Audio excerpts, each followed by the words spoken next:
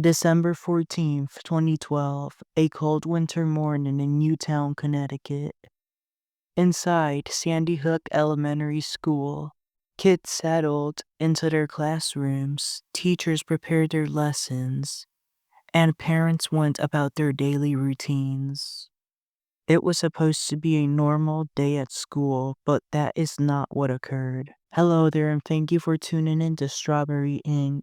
I'm your host, Santiago. And today we will be discussing a school shooting.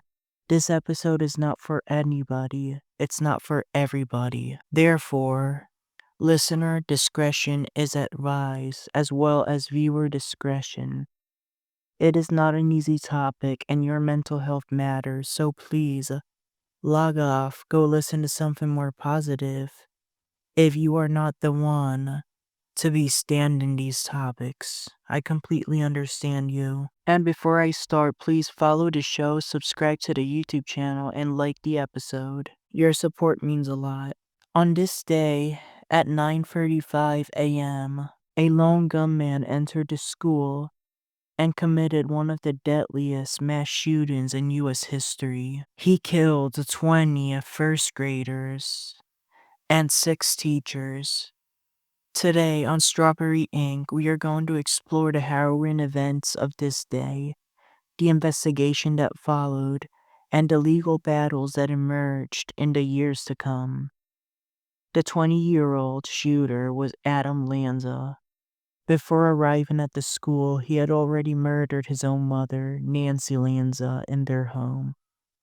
His dad no longer lived at the house due to him getting divorced, and his older brother at that time was at work.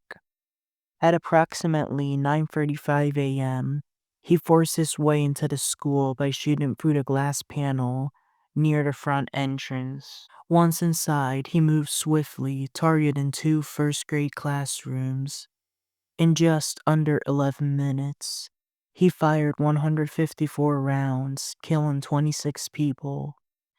Most of the victims were shot multiple times, and according to Dr. H. Wayne Carver II, the chief medical examiner for Connecticut, many of these people died instantly at the school.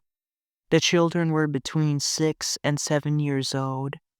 Newtown police received the first 911 call at 9:35 a.m. and arrived quickly within minutes. This was back when the police was good, and obviously Newtown is a wealthy area, so they have money to constantly remodel buildings and have very fast emergency responders. As officers approached, the gunman turned the weapon on himself, committing suicide, dying inside a classroom. Victims who were pronounced dead at the scene were transported to that office, the office of the chief medical examiner in Farmington, Connecticut. There were very few survivors inside the classrooms he targeted. One of the teachers, Caitlin Roig, managed to hide her students inside a bathroom, keeping them silent until the police arrived. Only 2 first graders survived. They were inside the classrooms and had been severely bleeding, but due to the quick response, they were saved.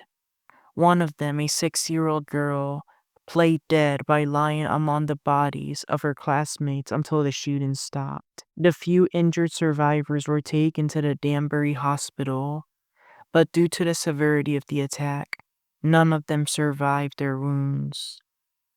Authorities quickly began piecing together the shooter's background. Adam Lanza was described as socially isolated and struggling with mental health issues. He had access to multiple firearms, all legally purchased by his mother. Investigators found that he was obsessed with mass shootings, particularly the 1999 Columbine High School Massacre, which I've covered in this show. A report by the Connecticut State Attorney's Office concluded that his attack was premeditated, though no clear motive was ever established. However, he did have Asperger's. The Sandy Hook shooting led to numerous legal battles. The most significant was the lawsuit against Remington Arms, the manufacturer of the Bushmaster XM15E2S rifle Lanza used. Families of 9 victims sued Remington, arguing that the company's marketing tactics, irresponsibility, and unprofessional business glorified military-style weapons, targeting individuals at the school. These claims were made based on how they sold the weapon to someone like Adam Lanza. In 2022, after years of legal proceedings, a $73 million settlement was reached, the first time a gun manufacturer had been liable in a mass shooting. But this big massacre did not end with lawsuits against gun manufacturers. In the wake of Sandy Hook, the debate over gun control and mental health intensified.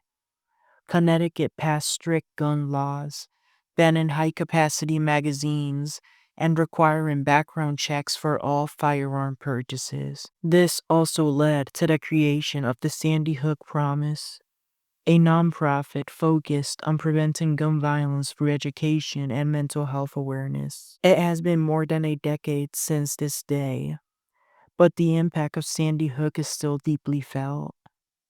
20 elementary school students and 6 elementary school teachers died in a place that was supposed to be safe. Thank you for listening to Strawberry Ink. If you'd like to learn more about this shooting and about the organization regarding this shooting, then visit sandyhookpromise.org. Stay safe, stay informed, and until next time, take care. Have a good rest of your day.